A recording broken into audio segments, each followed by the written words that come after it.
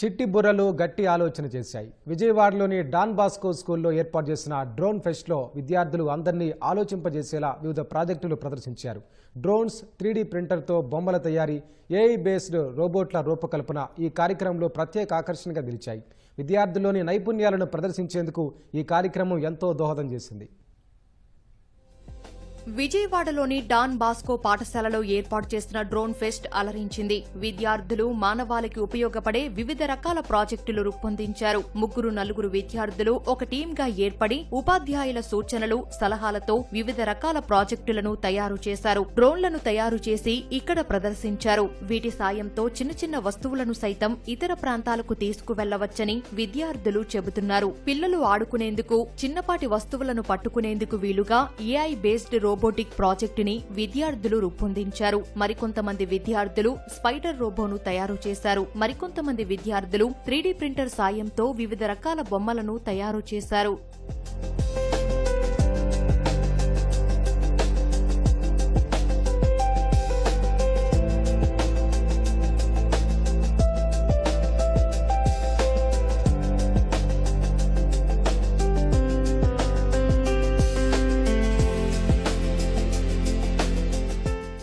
Project పేరు 3D printed drone frame.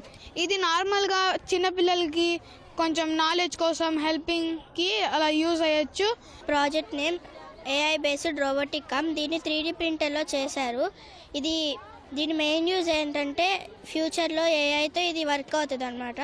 అంటే ఇప్పుడు మనం కెమెరాలో ఎలా చూపిస్తామో అలా ఫింగర్స్ ఓపెన్ చేస్తుంది.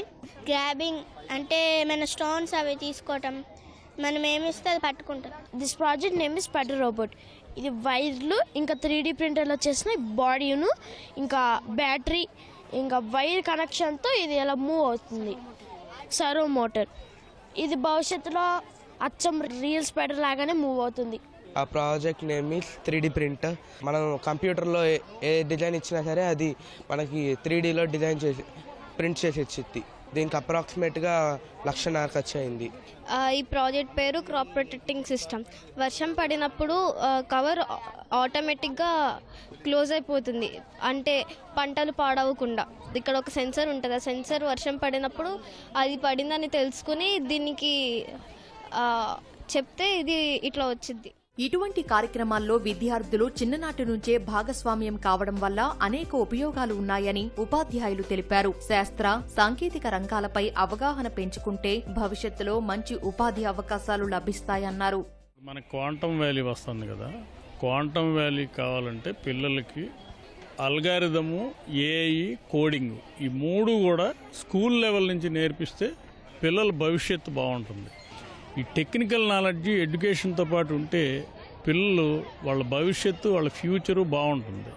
సో వాళ్ళ ఫ్యూచర్ బాగుండాలనే ఉద్దేశంతో మనం ఈ డ్రోన్ ఫెస్ట్ కండక్ట్ చేస్తే పిల్లల్లో ఒక రకమైనటువంటి ఎంతూజియాజము అది క్రియేట్ అయితే ఆటోమేటిక్గా వాళ్ళు ఇన్నోవేటివ్ థాట్స్, స్టార్టప్ కంపెనీస్ పెట్టడానికి, వీళ్ళు ఉద్యోగాలు చేయడానికే కాకుండా ఉద్యోగాలు ఇవ్వడానికి కూడా రావాలనే ఉద్దేశంతో ఇవన్నీ మేము కండక్ట్ చేస్తాం.